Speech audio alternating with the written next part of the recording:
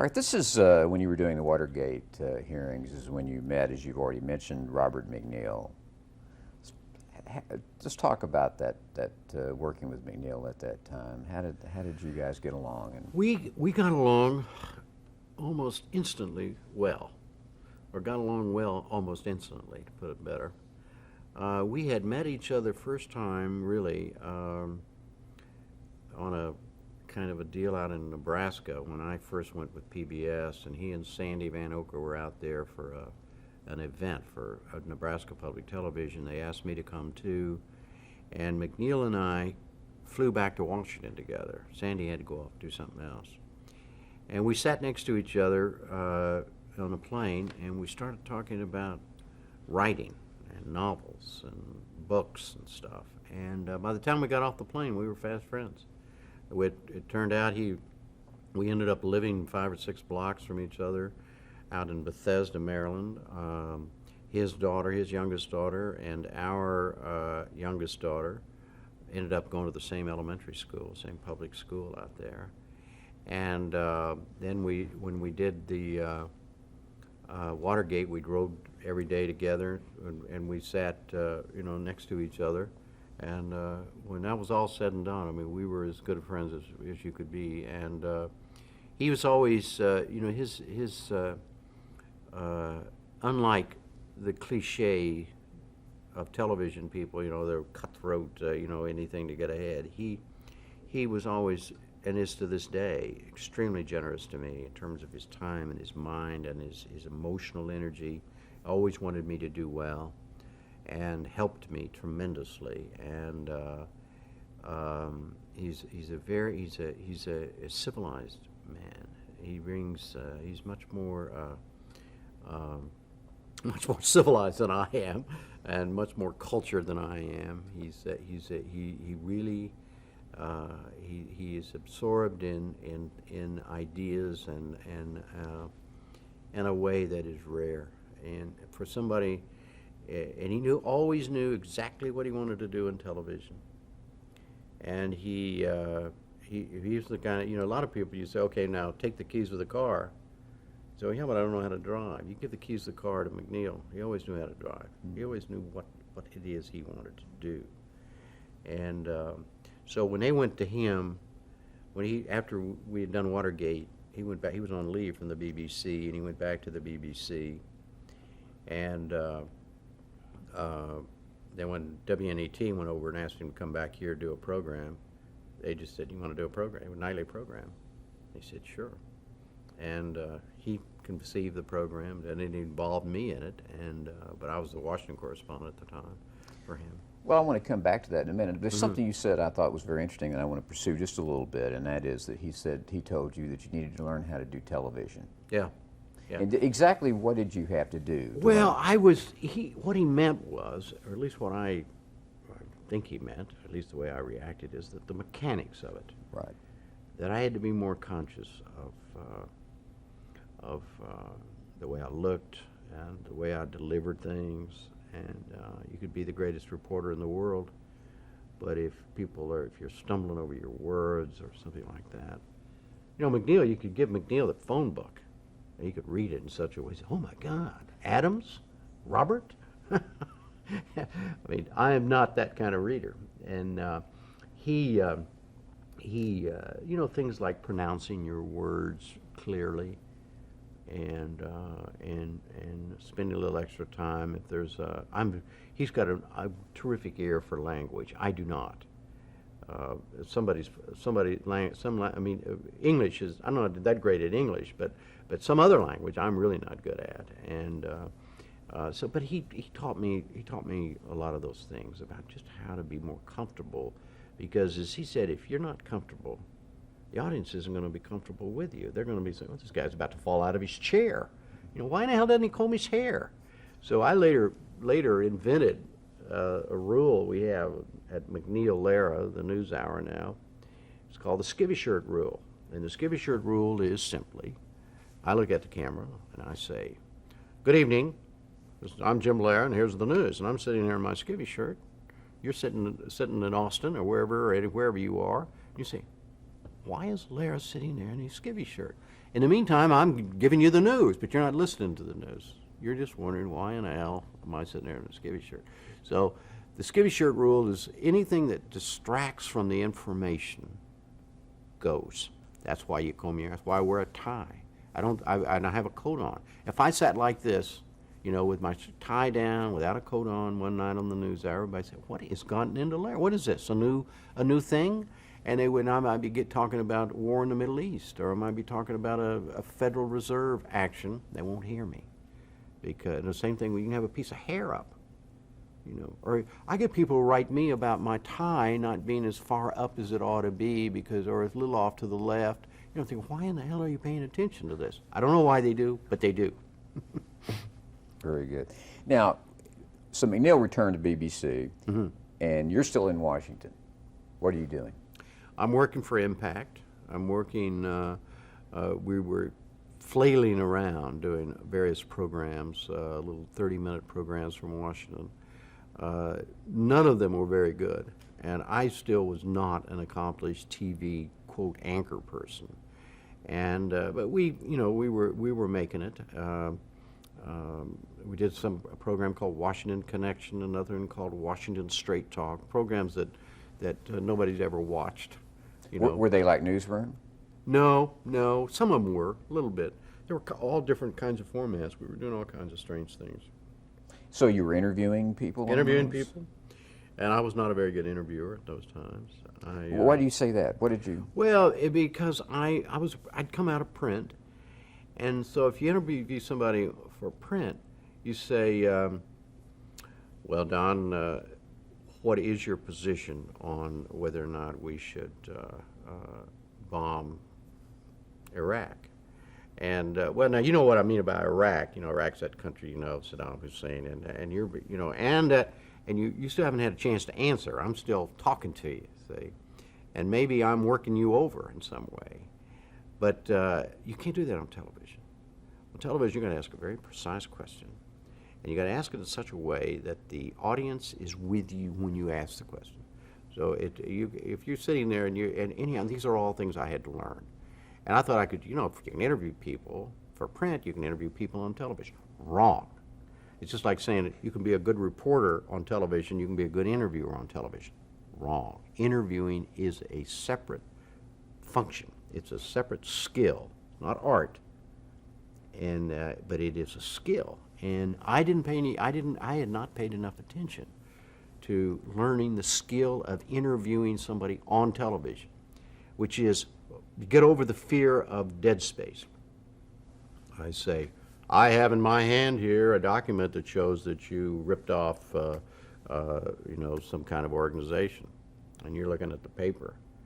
And the most devastating thing that can be done is for me to just keep holding the paper while you try to figure out, and the camera's on it, and rather than say, well, you know, oh my God, you know, there's dead space, and it goes with the territory because you're afraid everybody's thinking, oh my God, he can't think of anything else. The other thing, of course, is ask a dumb question. You know, what day is it? Now I know what day it is, but I'm going to ask you the question anyhow because this isn't about me. It's about what you know, not what I know. And all those kinds of, I mean, there are a million little things, but the only way you learn them is to concentrate on learning them.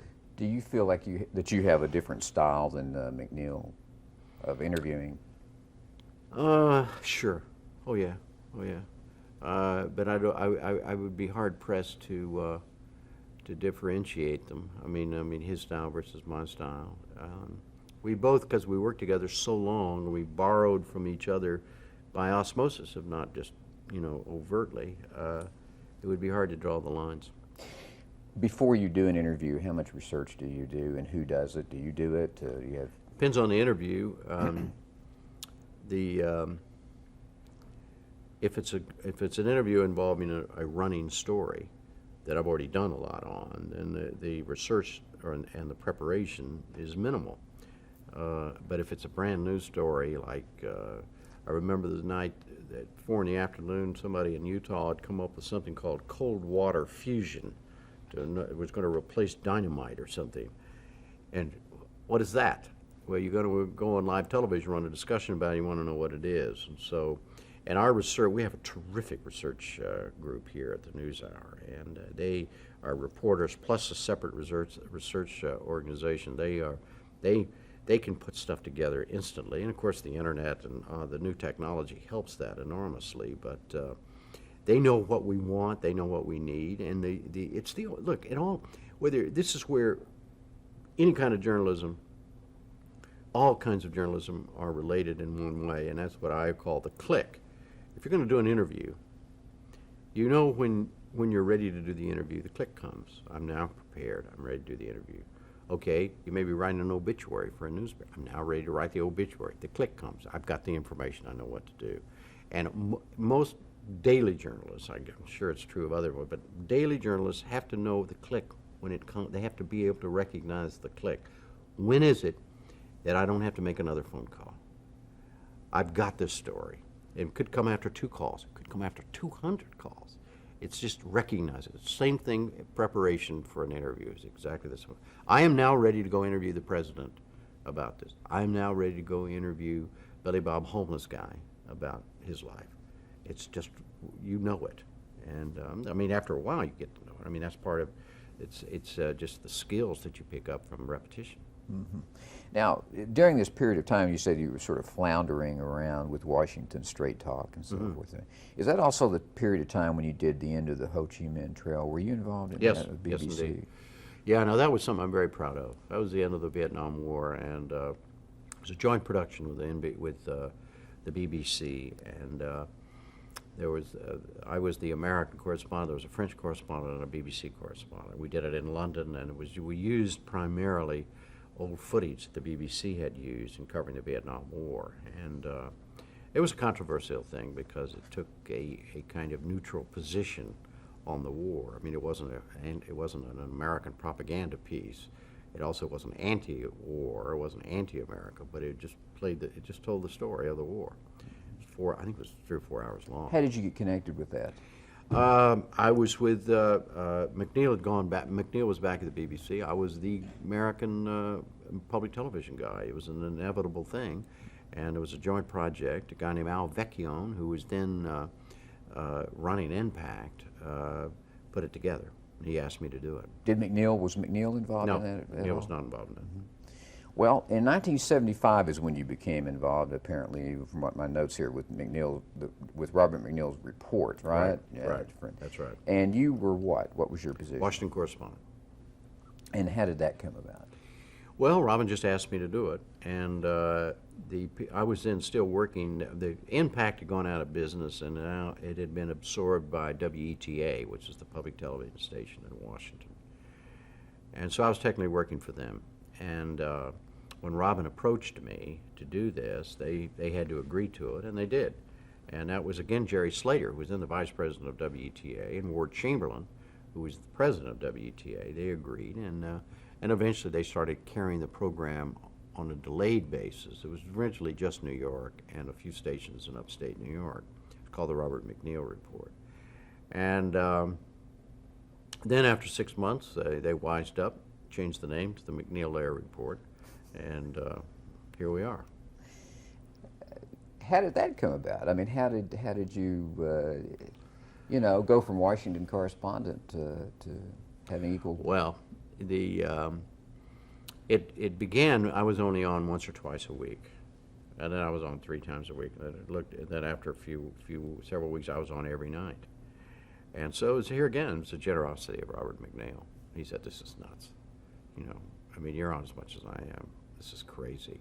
And it made sense because PBS, Larry Grossman, who had come and was the president of PBS, wanted to put the program on PBS, and so it needed a new name. And McNeil and I, we came up with this long list of names, like Nightline, Night Watch, all this sort of stuff. And we had names with PBS in it and stuff like that. The politics, without going into a lot of detail, the politics were such that nobody could agree on a name. So finally somebody said, well, why don't we just call it the McNeil-Lehrer Report, get this meeting over with. So we graciously agreed. But that's how it happened. So you stayed in Washington? Stayed in Washington, And we divided. He stayed in New York, and I was in Washington, and the program was literally co-produced out of the two cities every day. How did that work? Well, we had staff here, staff there, studio here, a studio there. We had open telephone lines. He and I talked. We had a phone that I picked up, and it rang only on his desk, and same with me back. We talked all day. We had a lot of speakerphone conversations among the staff. It was, it won't, that kind of thing would not work among people who didn't think good of one another. It just wouldn't work. These kinds of bureau things between Washington and New York and other operations have a lot of problems. We never had any. Were there any production problems split that way? Oh, absolutely. There are always production problems. It still amazes me that we can get on the air on television. I mean, there's so many things that can go wrong. And, you know, and the more elements you put in a program, the more elements there are that can go wrong. So, yeah, and they all went wrong. But in the final analysis, live television is the only way to do television. You do live television, you make it work. You don't have any choice. So you get the McNeil Lehrer report going, and did you have some? What were the objectives of that program at the very beginning? Did you sit down and go, this is what we want to do? Well, it was McNeil's vision, one story a night. That's what we did for the first, from 1975 to 83. And the idea was that, yes, there was a lot of television out there, but not enough about any given subject. Because remember at that time people were saying they were reading newspapers less and they were watching television more. So if you would say, if you watched everything that was available on a certain subject, could you cast an informed vote on that issue? The answer was no. So our whole deal was this was going to be a place where you could get 30 minutes on one subject, on cutting taxes or a missile shield or whatever in the world, whatever came up. And that was the whole thing. It was and conceptually, it was watch your nightly news program, your favorite nightly news program on commercial television, and then come to us as a supplement. We will then take one of those stories that you're interested in and flesh it out for 30 minutes. And that obviously worked. You had some reporters that you hired early on, didn't you? That beyond, or correspondents, I guess. No, we had Charlene Hunter Gault was the first correspondent. For a long time, she was the only one. Okay. Because the only correspondent work that was done in the studio. It was a 90% studio program. So we had some freelancers that did some stuff for us. Well, she's the one I had in mind, and I wanted to talk about her. She just a substituted second, for us. and her role in the program. Where did you get her? Well, she was with the New York Times when we hired her, and she had worked for local NBC here in Washington, but she did not have that much TV experience. She, as I say, she was writing on urban affairs issues for the New York Times when she came with us. And she happened to be one of the first African American women on television in that capacity, Absolutely. right? Is that correct? Exactly right. Exactly right. So in 1983, you expand to an hour. That's right. Why did you do that? What was the? Well, the idea was that it was first broached by Grossman. We had talked about it off and on, McNeil and I had, and others, but didn't know. We just weren't that. It was just seemed like a huge undertaking. But Grossman came to us and said he thought the time was right. Would we be interested in doing it? And if so, what would we do? So we talked about it and decided what we would do with an hour. And we looked, first of all, whether we thought the need was there, and we really did believe it was, and changed the whole concept. In other words, no longer a supplement, but an alternative to the nightly news program. So that was a major head-on deal. And we talked about format and how would we go about it, and we had a huge selling job to do with the stations.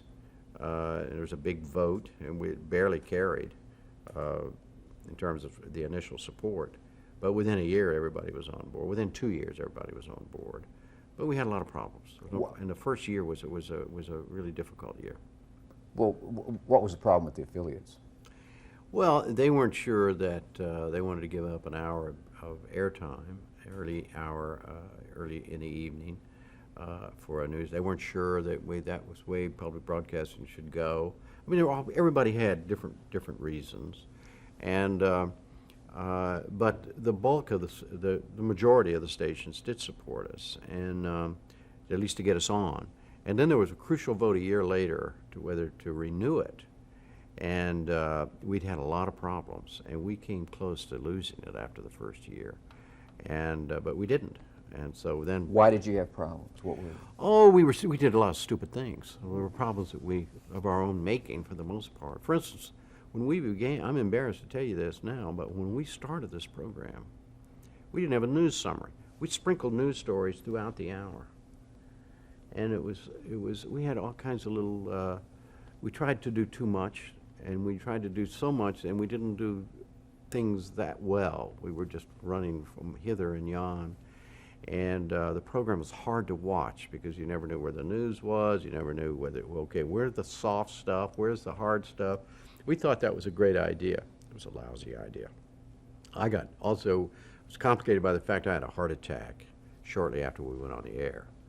And maybe 3 months after we went on the air. And I was sitting up when I was recuperating, and I was watching the program. It didn't have anything to do with the fact I wasn't on it, but that this thing wasn't working. And I figured out why. So when I came back, I talked to her. I said, we got to do a news summary. We got to put the news all in one place. We got to do the hard stuff, and then arrange things logically. So, because the stupid thing we did, it's really embarrassing, is that we produced a 1-hour program with the idea that people were going to sit down and watch every second of it. If you happen to come in the middle, or you wanted to work your hour around, well, I can't watch the whole hour. Well, that was a nasty break, friend, because you weren't going to get it if you didn't watch the whole hour. And there are no commercial breaks. No commercial breaks, and you never knew where anything was going to be. You couldn't plan to watch our program. It was stupid. Did you have any problems with your underwriting for an hour? No. The reason we didn't, the real heroes there are two men named Charles Brown and Ed Block. Charles Brown was CEO of AT&T, and Ed Block was the executive vice president. The Bell system had just broken up. They were already one of our underwriters for the half hour. They decided with the breakup, they wanted an identity. The new AT&T needed an identity, and they wanted to be identified with us, with a quality thing. They wanted to say quality. And so they plunked down the major part of our underwriting. And without that underwriting, the bottom line is, without that underwriting, we probably would not have survived the stations, because we weren't vulnerable to their funding as much as we would have been without AT&T and without the support of those two men, Charlie Brown and Ed Block. And you continued your side here at this studio, right? Absolutely. Now, you said you had a heart attack, so when you were in the recuperative phase of that, that's when you were able to step back and look at the program. Exactly right. That gave you some sort of objectivity, you think? Yep, I think so. Then you added some other, didn't you add some correspondence when you went on an hour? Absolutely, we did. We did.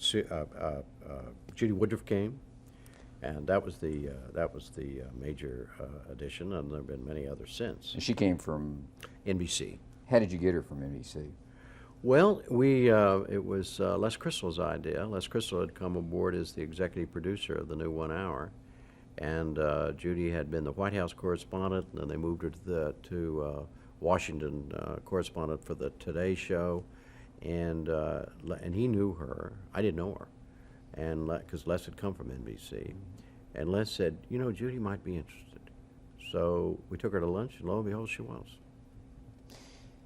Do you and McNeil have complementary strengths, do you think, or contrasting strengths that play against each other? I mean, you.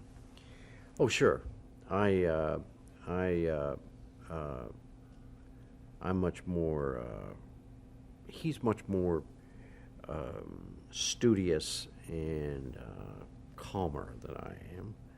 I think it's my I don't know where it comes from. Maybe from my afternoon newspaper experience, but I tend to just, somebody comes in with an idea, yeah, great, go, before they even get it out. Or, no, that's the worst idea I've ever heard. McNeil's the one who always said, well, why don't we at least hear them out? And we brought different temperaments, let's put it that way. And for a program like ours that is trying to do as much as we're trying to do and do it every night, you need to have a mix of temperaments. You need to have a mix of styles and whatever, so it doesn't get, and you can get into somebody's rut if you're not careful. I've had to do that since McNeil left. I have to be careful about that it's all just my thing. It can't just be that. It's got to have life to it, and life is rhythm, and rhythm comes from alternating this and changing things and all that sort of stuff. One last question before we take another break here, and that is, what audience level do you aim the show at? In other words, is there a certain kind of level of education or? No level at all. I believe that anybody who cares about what we're talking about can understand everything we're saying. But if you don't care about a nuclear missile shield, there's no way I can do a program or a segment that's going to make you care about it. I'm not in the selling news business. I'm not going to sell you the news. Our news is news. What I will do is tell you what I think is important about it. But there are limits to what, for instance, somebody says, well, that is just another boring segment on the economy. Well, it isn't boring to somebody who cares about the economy. It's exciting stuff. It's not, for instance, it's a really exciting story about baseball. My wife couldn't care less about baseball. There's nothing more boring to her than baseball.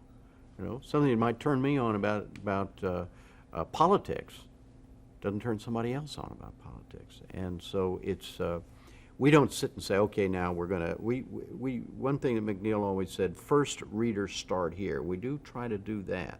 We try to include enough information that if you haven't been paying attention to Indonesia or the Sudan or AIDS in Africa or whatever, we will start you at a place that you can understand when we finally get to a debate or when we get to a new development or something. Actually, there's one other question I wanted to ask you. When you have people on the program, you're going to interview them. Are they briefed before they come on? They're not briefed, but they're pre-interviewed. In other words, that's how we know whether to have them as a guest. One of our reporters calls a guest and says, okay, we are thinking about having a segment on conservation, energy conservation. What's your view of windmills? I hate windmills. Another guy says, I love windmills. Okay, we got a debate. There's a guy who hates it. So you have to find out what their positions are before you know whether to invite them. And then once they're invited, we don't, the only exceptions obviously are government officials, people like that. We don't pre-interview them, but they know why they're coming on, and we don't bring people on to surprise them or abuse them or any of that. Are they given any ground rules before they come on? No. That something is not acceptable? No. Except I tell them, always tell them that assume the camera's always on, even when somebody else is talking, and we are civilized. I don't always say this, but they know how we do it. We don't like everybody talking at once, and we don't want our guests abused even by other guests, and it's all McNeil. Civilized discourse requires civilized behavior by the guests, well, as well as the interviewer. That's a good point to break then, right here.